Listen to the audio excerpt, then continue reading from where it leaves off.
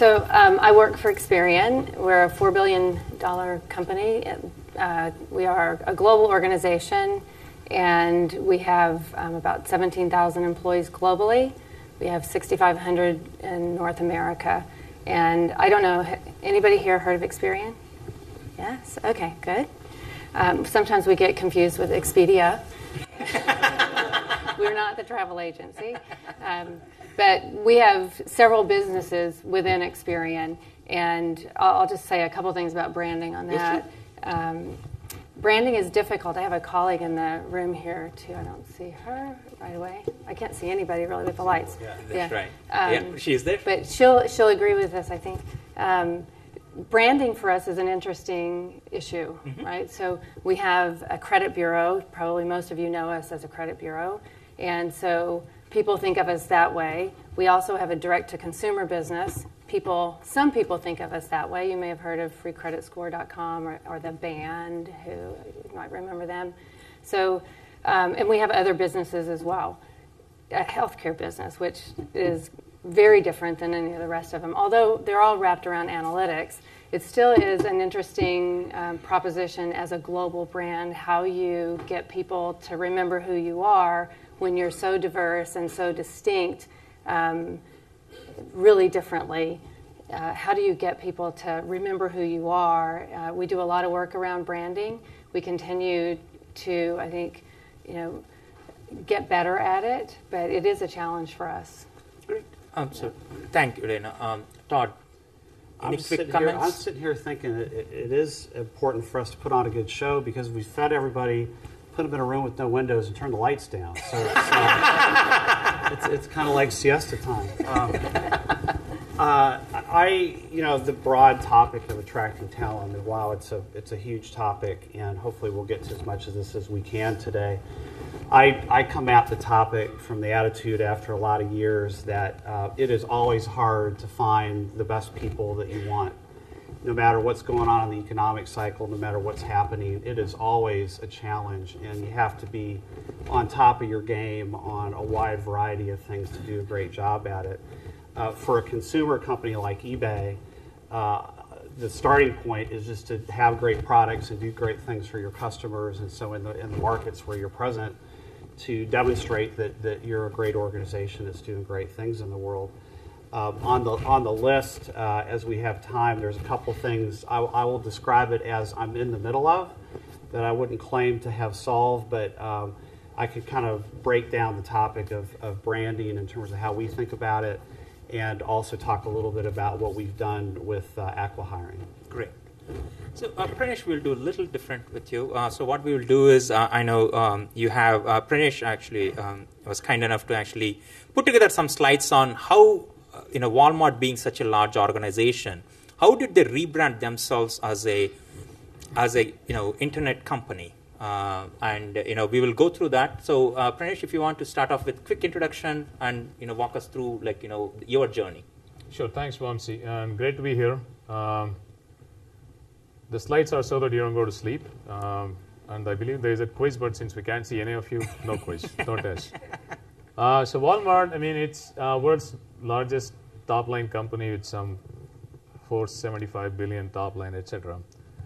But the challenge for us is as the consumers move towards internet shopping, we were losing that slice. So the company decided to put heart and soul into an e-commerce company. Many of the retailers have their web presence, but most of that is not really run by them, nor its end-to-end platform. So our goal as Walmart e-commerce company here is to build end-to-end e-commerce platform globally. So that's probably, people don't get often a chance to do that in their careers, so this is one of the biggest selling points we have. But then the biggest challenge also we have is we are in the valley. We are not Google, Facebook, Yahoo, eBay. We're not known as a tech company. So when people say Walmart, they're like, that's what happened to me when my first headhunter called. I said, Walmart? Where would I go from Yahoo to Walmart? But then once you get in and understand, you really like it. But then, so this journey that I'm going to show you in quick screenshots is how a non-tech company can still win in a place like Valley, right? Let me test this. Sure. Someone can help me whenever I do this. You can move the slide. Thanks. Yeah, I think. So this is like the fake one. So our story is to tell that we are social, mobile, online, and way more in terms of our. Yep. Next, please. So this is the brand journey. If many of you have seen, we just pulled some brands together. How Apple started and where Apple logo is. How UPS started where their logo is. Ford and us.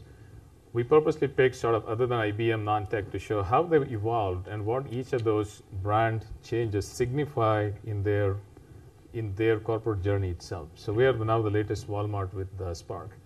Next slide, please. Confusion in the valley or even inside the company with us is multiple brands. Happens to a large global company. Are we Walmart, who basically save money, live better logo? Are we Walmart e-commerce? Are we Walmart.com? Or are we Walmart Labs? So we had to kind of think through our target audience with one messaging. Next slide, please. Keep going. Next one. Just one slide. So this is the very traditional way of how people recruit. A, go to Rolodex and start calling people. B is build a database and you evolve, and then you go to the computer and start doing from a database, start calling people. Neither of that was going to work for us. Next slide, please. So then come the social media. Social media is no more just one company, few clicks. Social media itself is a large enterprise. You need to be very mindful of what targets you're going to go after. Next slide, please. So don't even try to read this. This zodiac circle is simply our attempt to indicate that we actually targeted. We went to where technology people actually go and spend their time. Next slide, please. And we just start taking baby steps. But no more we are like, we have won the war yet in the talent, but we just want to be very selective in our target plus in our growth. So the key aspect that we embraced is everything old is new again. We went and looked at how companies are recruiting.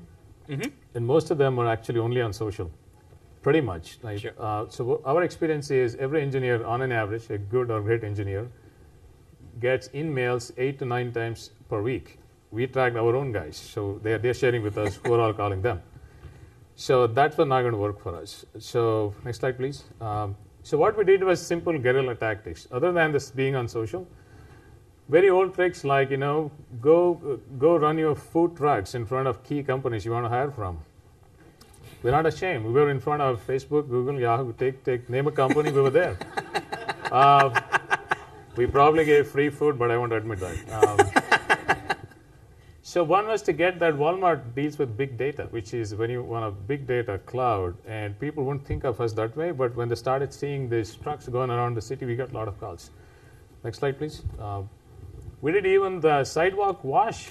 If you see that 1 billion, we came up with the slogan. I don't know, it's 1 billion or 10 billion. We just put lots of zeros to indicate that when you work in Walmart, your work impacts a lot of people. And we put up billboards along the freeways. I hope nobody tried to read the zeros, so there will be traffic accidents. So, next slide, please. So this was the logo that we came up with, and you'll see them through the city.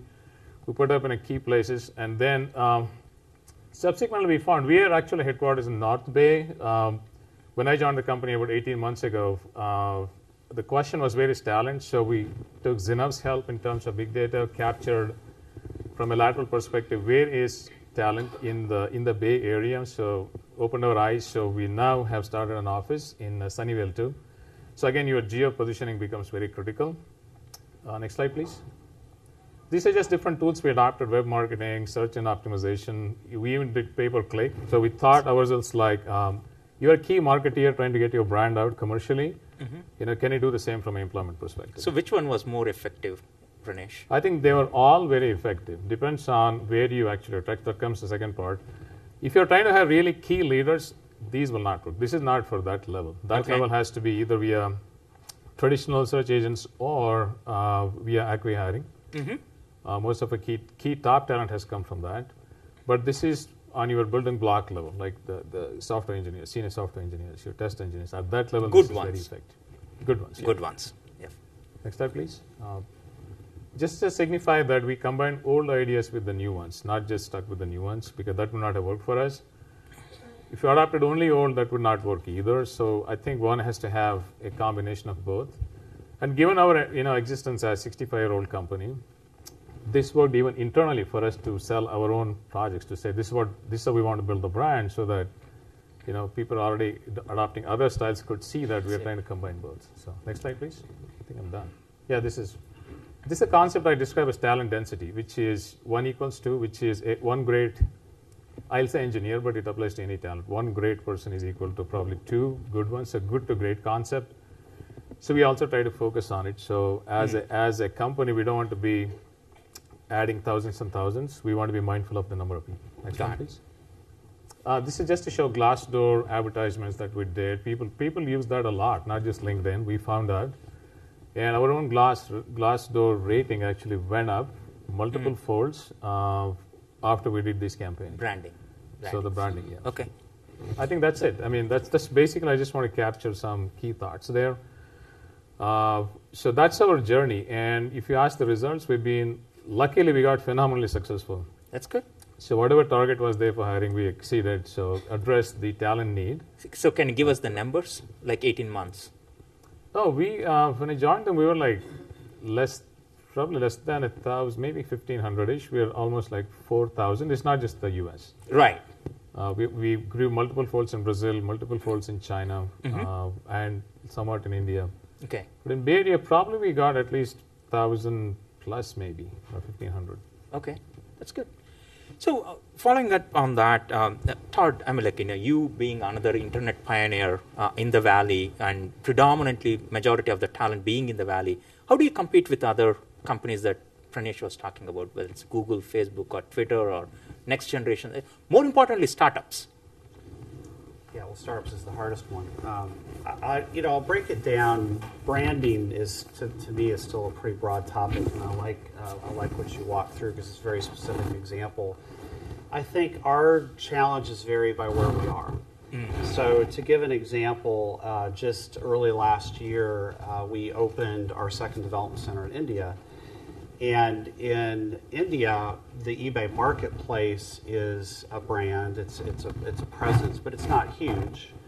And the PayPal name is not present at all because we have a totally different name for the online payment mechanism in India.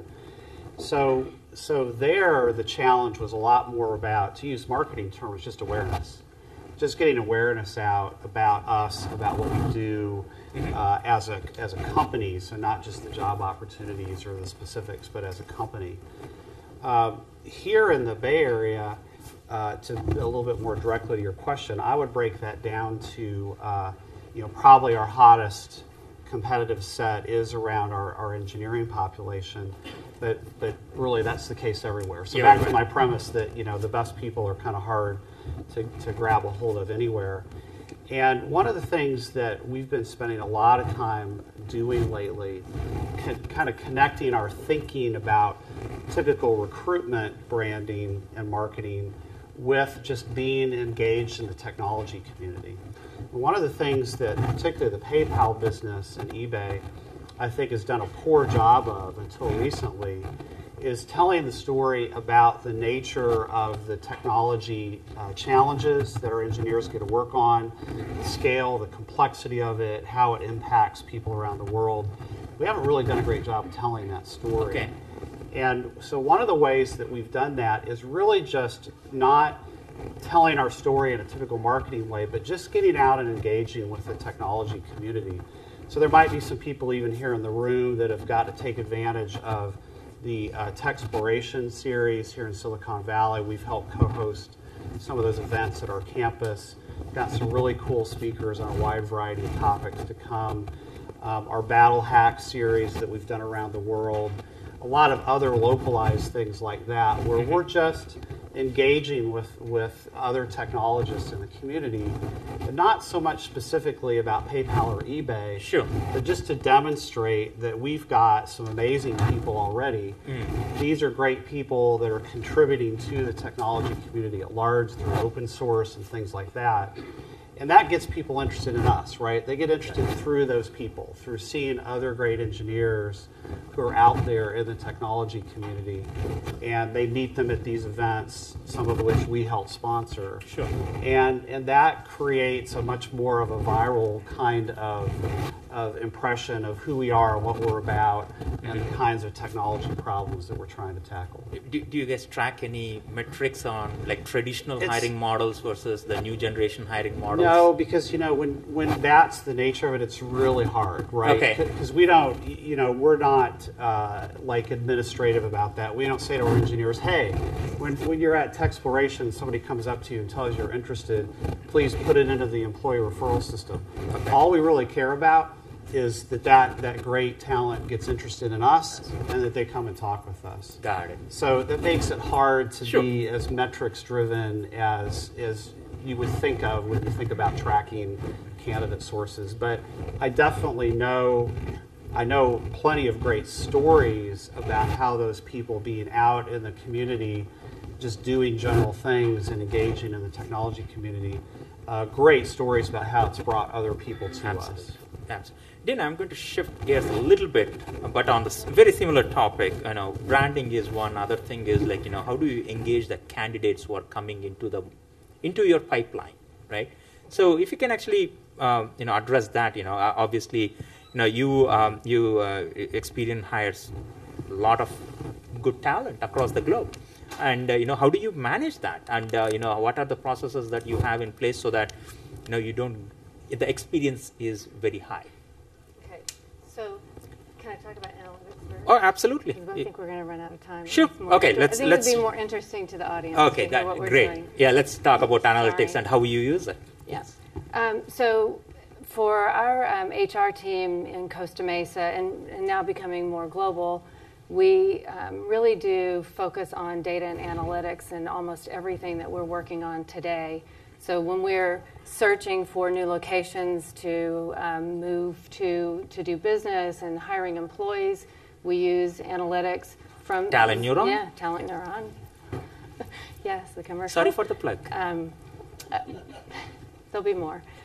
So we have used Talent Neuron. If you're not familiar with it, you should at least check it out. But that's one of the data and analytics tools that we use. We also have developed in-house some great analytics around what people, how they think. You can't really get how they think, but you can just deduce it from there. But also what makes an employee successful at Experian, and some of those attributes we've been able to glean, and it helps us when we think about the kind of candidates we want to join the organization. So you can, we've also come up with a set of characteristics that can tell us whether or not somebody is at risk of leaving the business.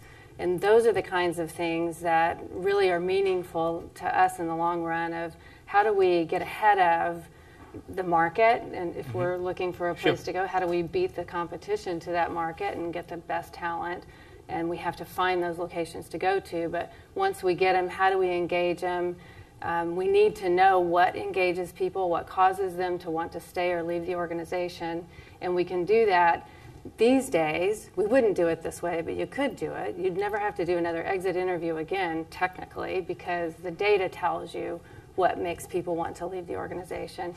So we've been, I think, pretty successful. We're still really new at it, but that is the focus of what we do today.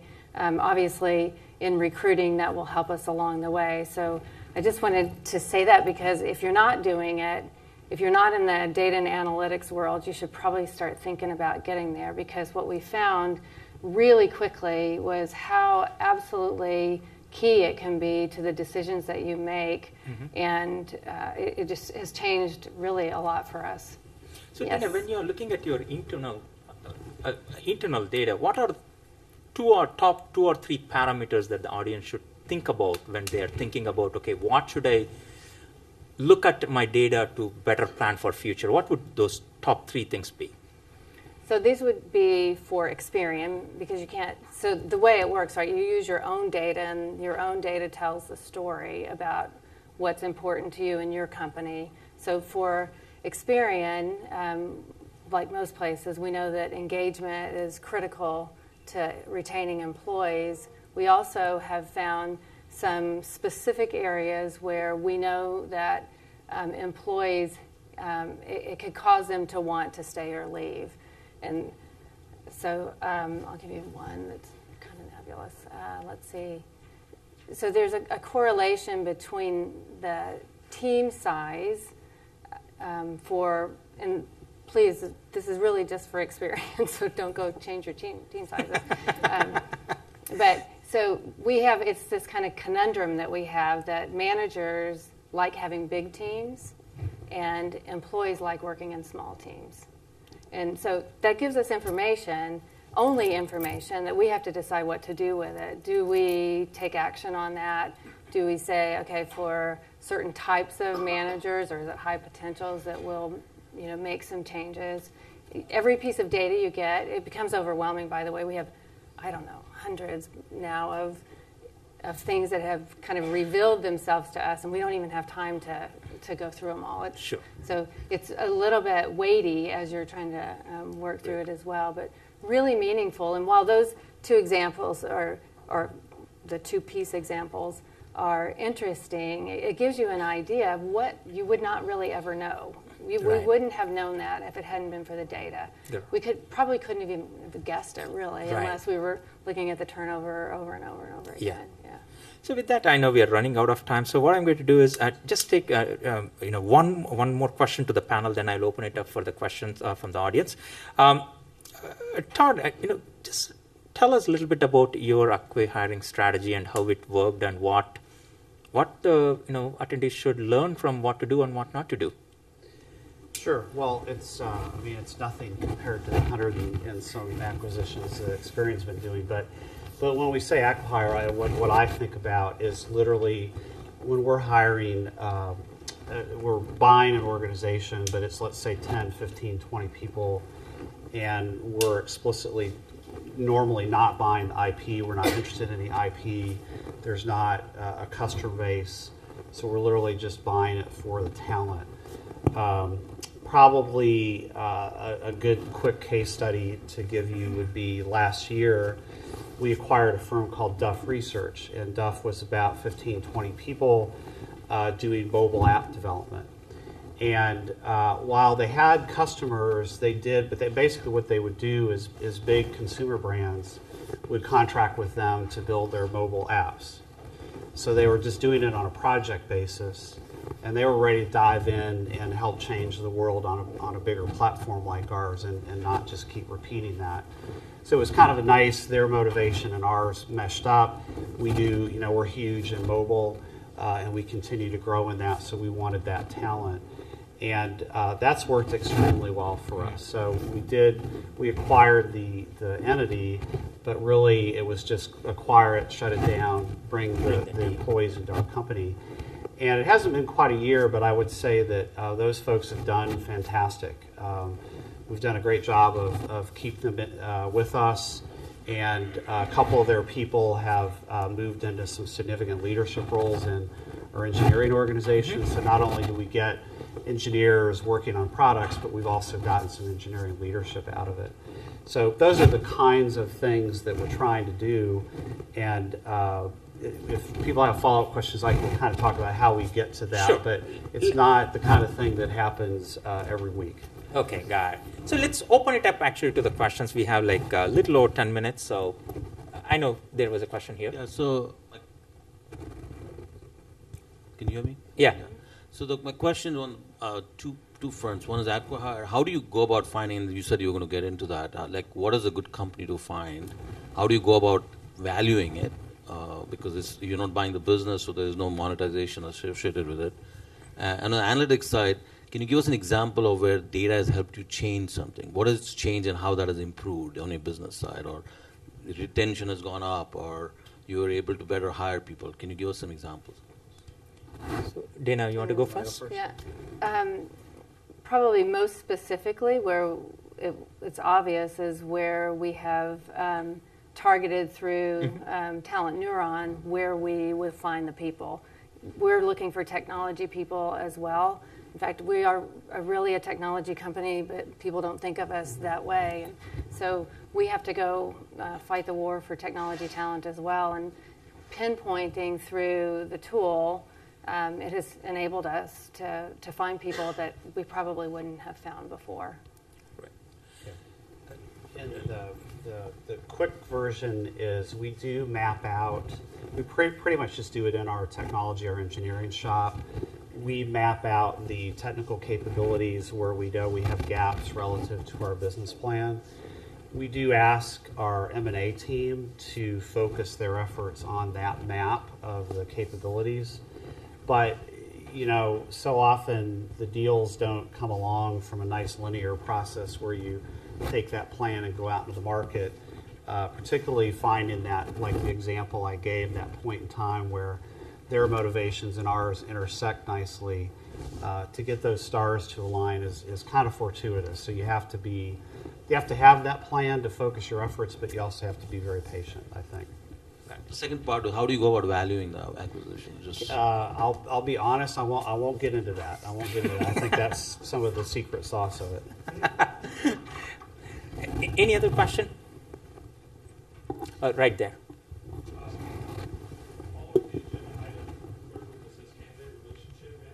Uh-huh. Panel will discuss that in relation to hiring portals. Okay. In relation to Sorry, in Hiring portals.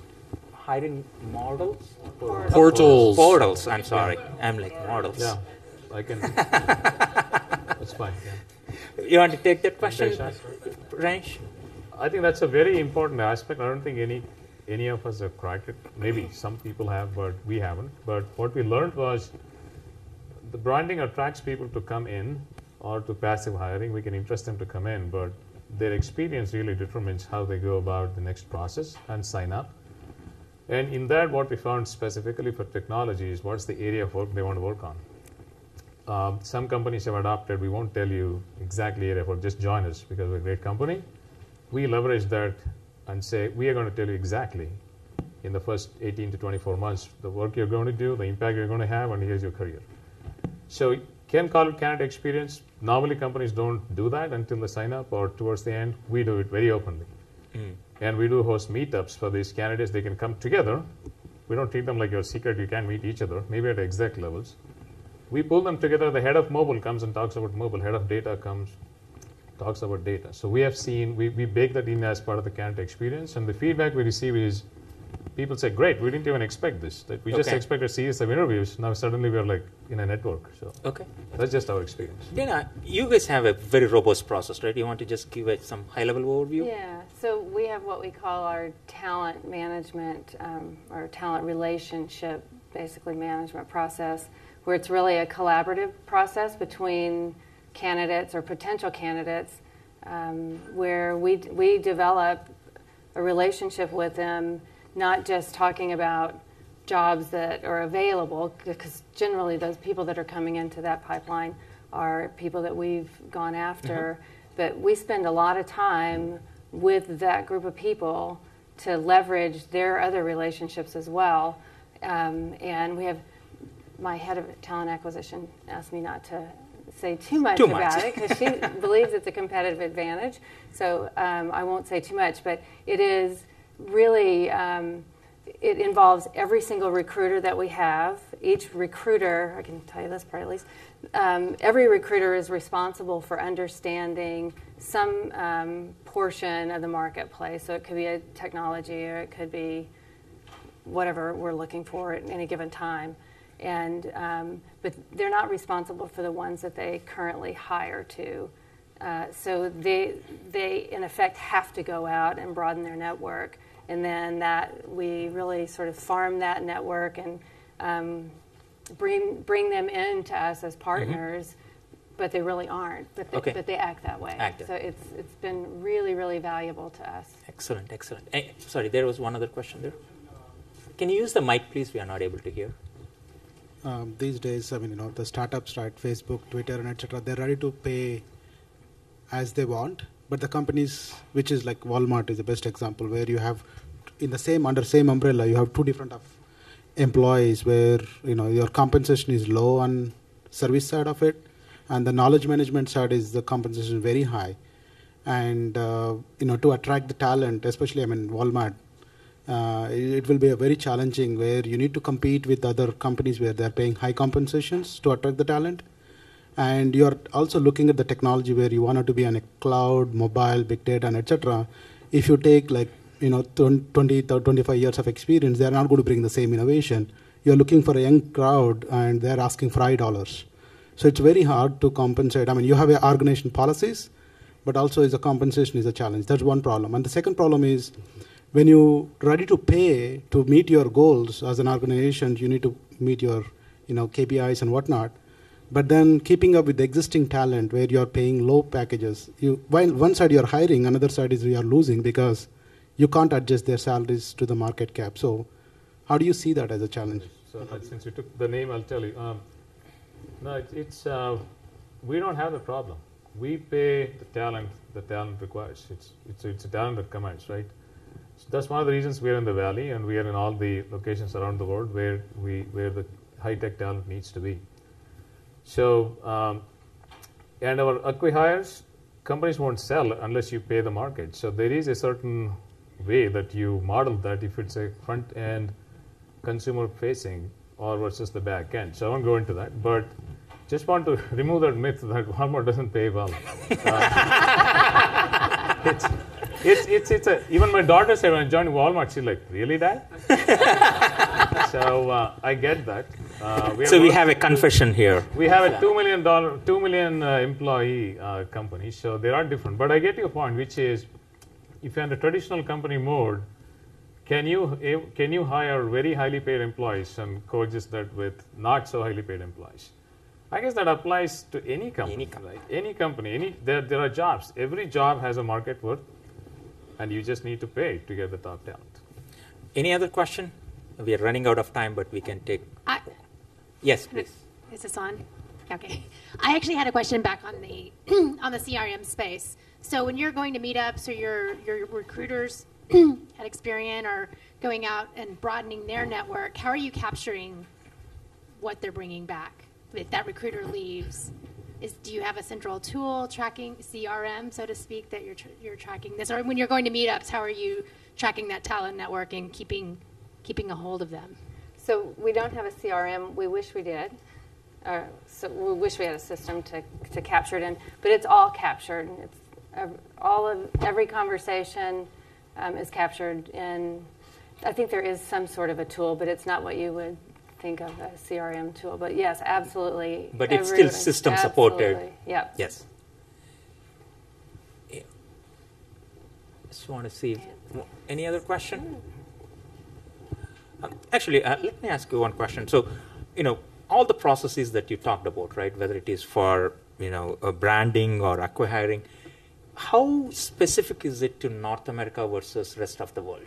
I mean, do you guys actually see it differently, or do you actually treat these markets the same? That's a question for all of you. We'll end with that. So maybe, Dana, you want to start with it? Well, so Experian is a UK-based company, and the UK, if any of you recruit in the UK, we do things differently, and so we have some challenges there. We also have different pay philosophies in the UK versus the US, so every offer is a negotiation forever to try to get it done, because it's just so different. And I think the US pays higher wages in a lot of different areas, even in the technology area in some cases, and it's hard if you're not used to that, like in the UK. I mean, it's just the pay rates aren't quite as high, and right. So it's a challenge for us. Excellent. Todd, any thoughts? If I stick with our engineering group, if we're talking about things like career paths, compensation, design, the general design of our comp plans, things like that, we do those things the same globally. And then just the actual quantum of compensation obviously just matched to the local market. But when we get into things like branding, my example earlier that it's very situational, and people connect with companies differently in different countries, and our own situation varies by country in terms of our domestic presence and how we're viewed. So we do that kind of thing very differently by country. Acqui-hiring right now has primarily been for us a U.S. phenomenon, but I think that will probably change. Okay, great. Pranesh, any last thoughts? I think great points covered by all, and there are certain things that you do standard around the world, and certain customized. With regard to acqui-hiring, it is very different. Okay. It's very different, especially if you're trying to buy in China and France, which my most recent experience are. They follow really different way of thinking, and the process time, lead time required is much longer. Got it. The expectations at the integration times are very different. So it's not as templatized as in the Valley. Right. That's my experience. Great. With that, we actually ran over the time, couple of minutes, but it was such an honor to have you all share your experiences and your thought leadership with us.